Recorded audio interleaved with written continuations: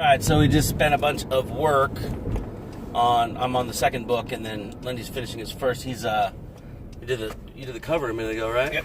Cover. Now we just got to get it through editing, and we're gonna release that motherfucking shit. It's gonna be available on Amazon Monday. What's tomorrow's date? The 8th. Monday the 8th for pre-order, and then it's gonna come out later on in the week. So we're gonna set that up tonight, and you can pre-order it. For free, I think. Yeah. You're gonna do the free Kindle thing right away, and then you'll drop the ebook and the print book at the same time, right? Yeah. You're not gonna go stagger it like I did. I've been really looking forward to Lenny's book coming out, and I hope y'all are too. Christy texted me and was like, "Oh, you should get me a caramel macchiato." And I said, okay. So we're gonna go drop that off. Don't ever accuse me of not buying bitches drinks. Well, now we doing it. Day game in the rain. And the rain. That's romantic as fuck. That's romantic as fuck. Need an umbrella. Off to rock and roll sushi with the one and only Josiah Price. To meet the one and only Master Arcane. Master Arcane. Yeah, so we just we had dinner with Josiah and Master Arcane, who's really, really big in the LA BDSM community. And it was kind of a trip, watching him and his girl talk and interact. Like I saw that back at Limitless Man when I saw them there, but they were kind of in seminar mode, kind of putting on a show, and she was dressed all super cute, being really, really submissive and stuff. But to see in kind of a normal everyday interaction was really cool. And so they're taking Josiah off to Pleasure Chest to go find new toys. And so that'll be fun for them. But Lenny and I are going down. What are we doing now? Karaoke? Yeah, karaoke, man. Fuck yeah, karaoke. Shit, yeah. What are we going to sing? I want to sing Magic Rude. Uh-huh. Or fucking Dirty Heads, Lay Me Down. Do them both. So what was your impression of the whole? I'm mind fucked. I mean, it's just, I don't know. It's like the way his tactics or his psych, like how he like makes the girl like give in. Like obviously, yeah, like you said, he asks them and they're like yes, but like they're like really submissive. Like they're like almost their slave. That, yeah, that's the point, yeah, right? Yeah, that's the point. So basically, he says something, and they just yes, and just seeing them how they interact, like at dinner, it was just like she was like cleaning him out, like serving him his food. He was literally just doing this and talking to us.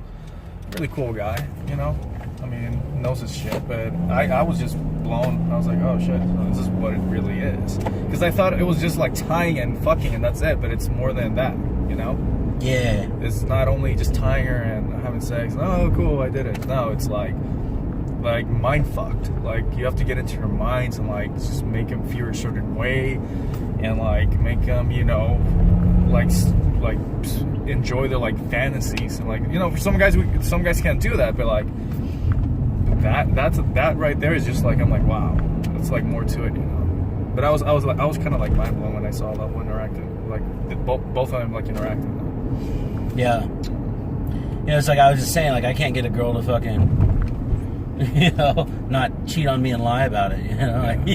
Fucking, how do you get them to be like the model girlfriend all the time? Like it's weird.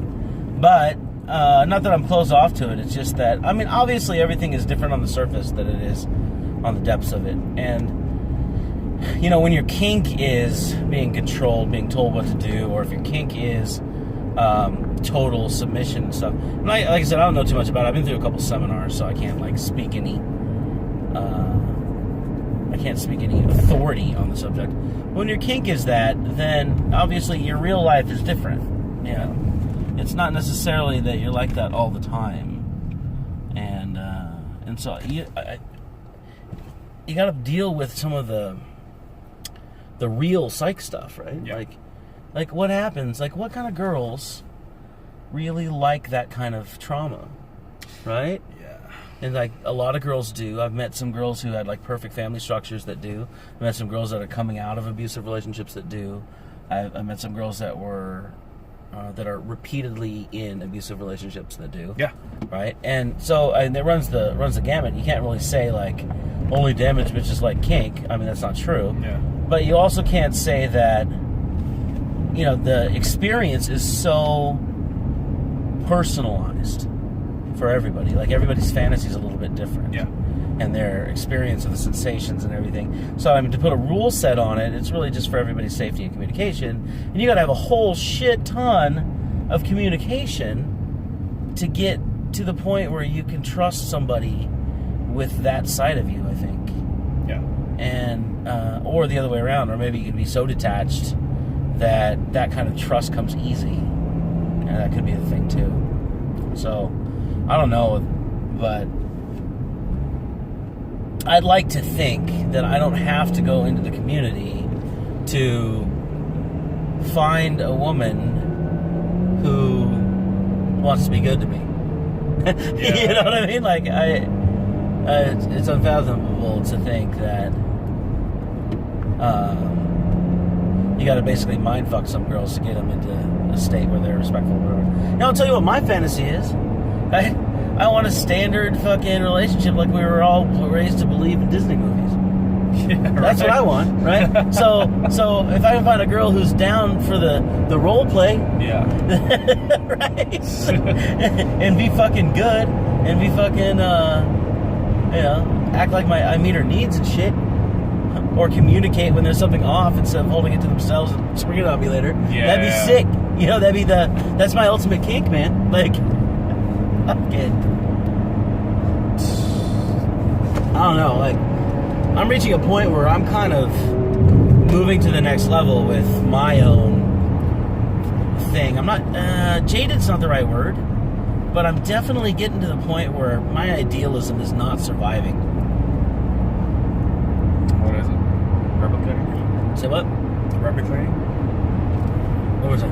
Replicating. What's replicating? Your idea of surviving. No, my idealism. Oh, okay. Is not surviving. Okay. You know, I like to think that everybody's good. I like to think we can be equal. I think we support each other and fucking. I meet a woman who fucking gets me, and I get her, and we can just like, as humans, like hold hands and stare into the abyss together until they go fuck itself. Yeah. Like, I have this like fantasy of that happening, and you know what? It's just not true. It like is fucking not true. It's like I know what it looks like when a woman's direly in love with me. I know what it looks like when she fucking will do almost anything for me.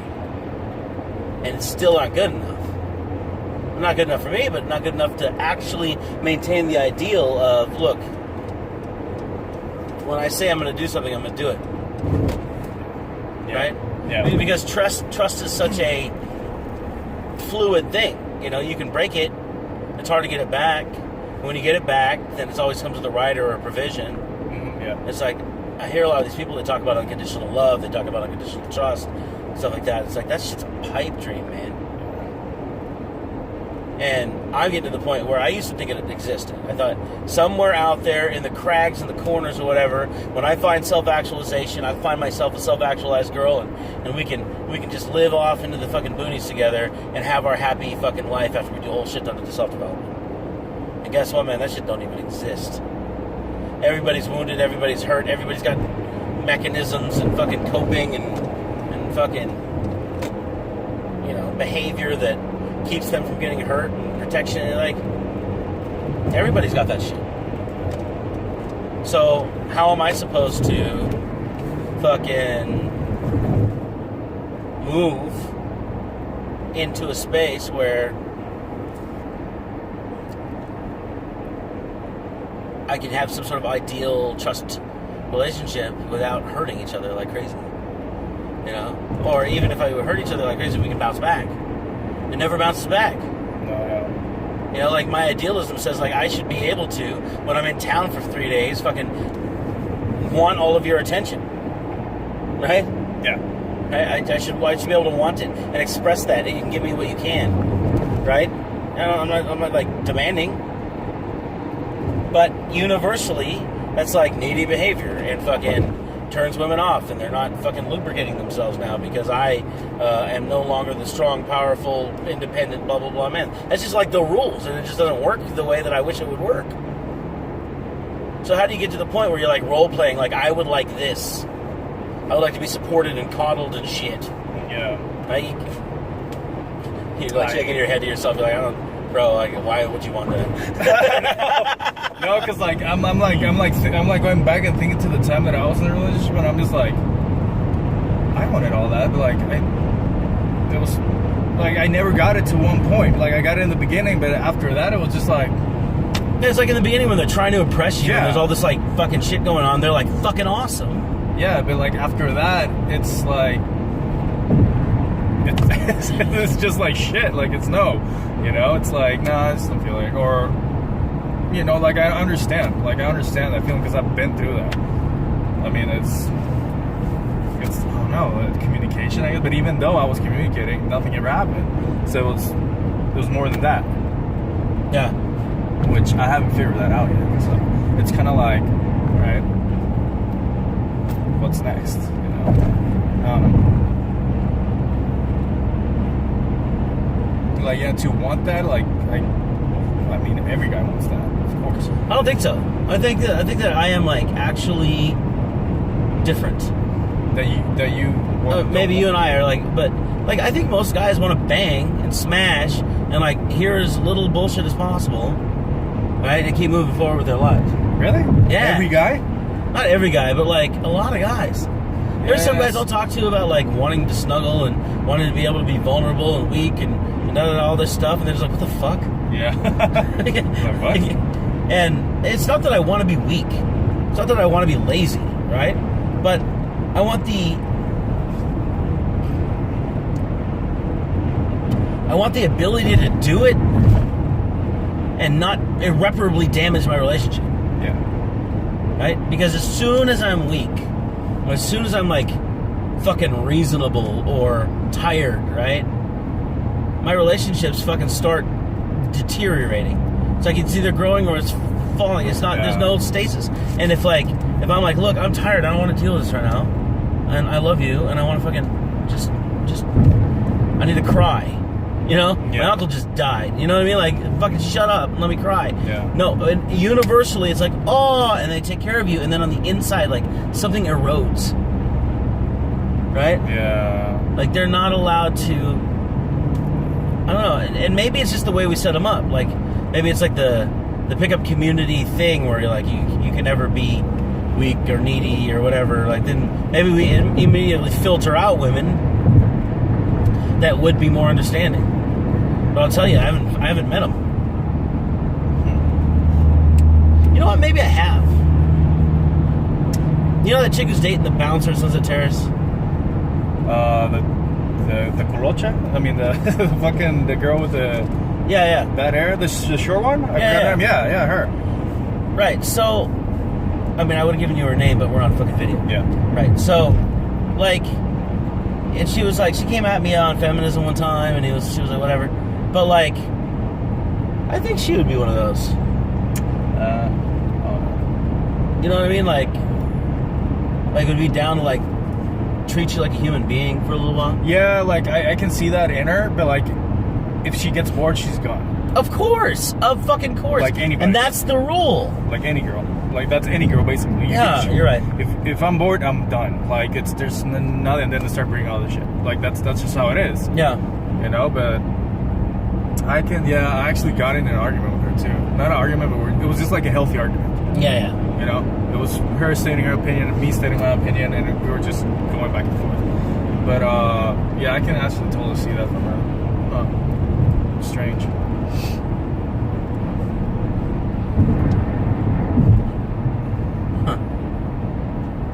Anyways, yeah, I feel like it's like the pickup guys will tell you that you should never be needy. You should never show weakness. Right? Otherwise, you're going to turn them on. That's how it works. And I believe it. That's what sucks. It's like, as much as I want it to not work that way, that's how it fucking works.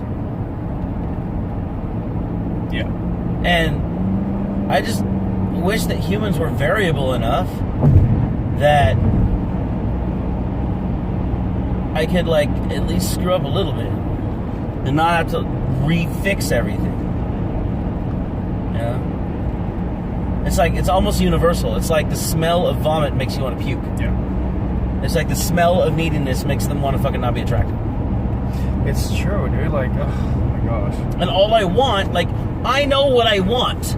And I ask for what I want all the time, and I never fucking get it. Right? Mm-hmm. And then, if I, like, use any sort of, except for, like, being an asshole about it. Like, if I'm an asshole, like, bitch, do your fucking job. Like, if I do that, then I get good results.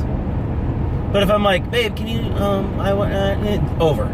Yeah, because, like, it's true. It's, like, I learned that, like, in the beginning of one of my relationships, like, I learned that. I was just like, yeah, and then I got needy. And I was like, why, how did I jump from that to that? Like, how? It's like, girls will let guys beat them to fucking half to death. And they still be with them. Yeah, and then they won't let me be like, oh, babe, I'm fucked up right now. Can you just, like, right? Yeah. I can't do that. I have to be like, what the fuck were you thinking? And for me, that's like borderline abuse. It's like It's like part of the problem, not the solution. Yeah, like that is abuse. That's like fucking. I mean, it is, but like some guys use that and it works, and girls like, oh, hey, okay, and you see that, and I'm just like, are you fucking kidding me? Like what? But like the realness is, okay, so look, like I can call my ex up right now and be like, hey, babe, I miss you, I want to see you, blah, blah, blah, blah, blah, blah, blah. My life's not the same without you, da, da, da, da, da. And it's like, yeah. Right? And or I could, ostensibly, if I was a different guy, I can call her and be like, bitch, fuck you ain't shit. You ain't fucking shit. You fucking lied to me, blah, blah, blah, blah, blah, blah. Fuck you, I'm done. Lose my shit. Right? Invariably, 3 weeks later, she's going to call me up and try to work it out. Not work it out for a relationship, maybe, but she wants that sort of like, yeah, right? It's like I almost guarantee that I'm not going to see her again, but being nice and understanding, right? Yeah. It's like, and that's what actually happens. Shooting star. Oh, solid. Oh yeah. What are you wishing on? Writing 10 more books and all of them getting sold. Awesome. I will help you with that. Cool. Yeah.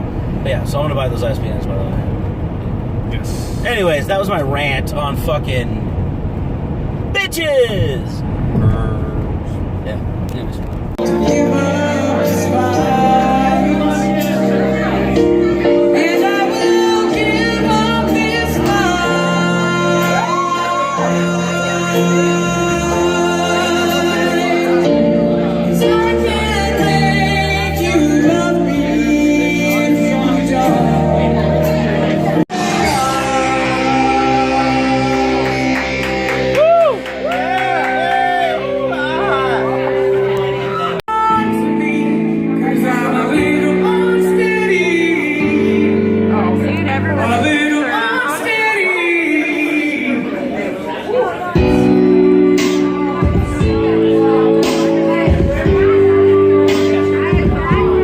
Wants me to go take a helicopter at Qatar because apparently Uber does helicopters and they're like $600 to go from any place to the airport. Well, you guys broke up. So Yeah. if I have the extra cash, Challenge We're accepted. still close. What? I mean, Challenge like, challenge we accepted. still talk every day. Yeah. I'm gonna do it. I just gotta figure out money.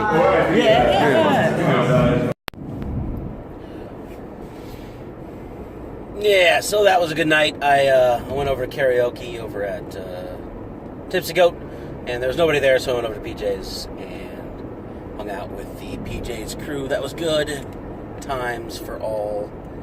And I got in a conversation with one of the guys there. He was saying that I kind of looked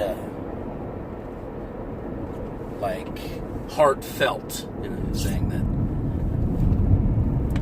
I've been getting this a little while lately, like, guys are like, I kind of look up to you and some shit, blah, blah, blah. And it's like, well, okay, I get that, but, like, you know, if you're not a single guy who needs to learn game, like, there's very little to look up to, I kind of feel like. It's like, I'm only like my passion, my specialty is, the early parts of relationships.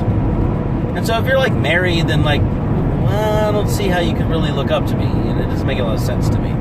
If you're, if you're in a long-term relationship, I don't see how that works. And like, what could you learn from me? But whatever. So the guys are like, I don't really agree with what you're doing, but I agree with your passion, and I think it's really cool that you're doing it. It's just weird to me. But whatever.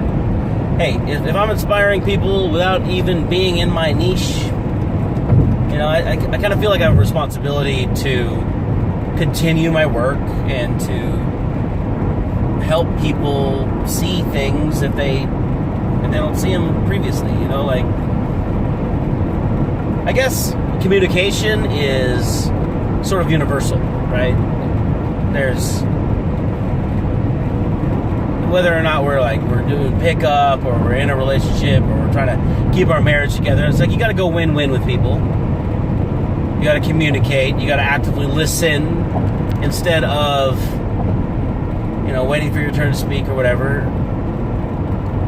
Those things are universal. So, in a way, I can see where people understand and get inspired by some of the shit I say. And I think, at the animal level, we're all out in the field. We're all doing the thing. Even if we have some sort of, societally supported monogamy thing going on, it's like our sexual core is still activated when we're out in fields. Like we're out seeing other people, the opposite sex or opposite, seeing other people of particular interest, I guess. I kind of shouldn't even say opposite sex anymore because it doesn't make sense. But like, we're out there, like that shit's awakened, that's alive, right? So even when I'm in a relationship, I'm still seeing out, I'm still emoting, I'm still interacting, I'm still practicing my social skills. Like, those things are still there, whether or not I'm choosing to engage in sex or romantic forays with somebody else, right? Even if I was monogamous, it still wouldn't keep me from interacting with other girls. It doesn't make any sense. So, I was thinking about that. And so, I think that adds to the universality of the truths or whatever that I'm teaching. The win-win component is really big for me, and I haven't quite figured out how to create it in a way that makes a lot of logical sense to everybody involved. But I'm working on that. I think it's important to come into every relationship that you're dealing with, and not as a group A, group B dynamic where we have like competition, and people talk about healthy competition and feeling like it's okay to fight people, like it's okay to do that. And I think in a certain respect it is. The world works this way, and in some, if you get caught up in the middle of something, and sometimes fighting better than your opponent is the only option, right? But if you have any forethought, if you have like a precursor or an antecedent to a conflict, right? Then you have the option to transmute the conflict into something else and not look at it as a group A, group B, fight between two people or two groups, right? And doesn't have to be competition, right? That's not your primary mode of communication, trying to best or be better than or to defeat. If you have some sort of an antecedent that says, hey, look, we're about to be in a competitive state, you can just be like, look, how about we work on this other thing together, right? And move forward from there. And in that way, you can achieve a lot more without fighting. Everybody's, the groups are together, et cetera, et cetera. Great, awesome. But, on the other hand, you got to worry about if you get caught up in the middle of something, like I practice Muay Thai, right? If somebody punches me in the face, I'm immediately thrown into the middle of a fight, of a contest. And if I choose to lose the contest, I end up, injured or unconscious or whatever, right? But if I choose to win the contest, I fare better at the expense of the other individual who's punching me in the face, right? If I choose to block out and then knock him the fuck out, then or her, then that's what happens. And it's not necessarily okay for everybody involved, but at least I maintain my state and my status. Right? It's such an incomplete circle, right? Ideally speaking, somebody throws a punch in my face, I should be able to sort of deflect it, back off, and then work on a non-Group A, Group B, Group 1, Group 2 type dynamic, and work on a cooperative dynamic. I should be able to do that. But sometimes other people don't want to cooperate. In a pragmatic sense, like my last relationship was that way. I induced a cooperative dynamic. Everybody agreed on the rules of the cooperative dynamic. And then, lo and behold, they don't want to keep their agreements. And then the whole dynamic fucking falls apart because those agreements aren't honored. And that's fucked. But that's how real life works. So at what point do you draw back, enter competition, and then win? Right? Anyway, that's some shit I was thinking about today. About to hit Denny's, go see my buddies Danilo and Blackie Mata Negron. He's amazing. I know. This much space. Yeah. What up? Say some guy just beats you up in a fight. Would it be okay for his dad to come, say your dad to come congratulate the other guy? Would you be okay with that? Yeah, my dad would probably do that. Yeah. Yeah, I was expecting you to be like, no. You call me faggot? What, you let someone Oh, else? because I was listening to some boxing thing and they were talking about how, like, Julio Cesar Chavez, like, went to go congratulate Canelo. Canelo. And they were like, oh, should his dad been like, No, like, go congratulate Where's him? his business? Yeah, Second well, is he's sport. such a big boxer, so like It's a sport, like he was you know, just someone congratulating wins, the winning, bigger winning. boxer, but Then eventually, he did fuck up his son. but how much money his son made? Yeah, Shut they up. He can both do made it. they both made a lot of money. So? but Screw that. The guy made more money.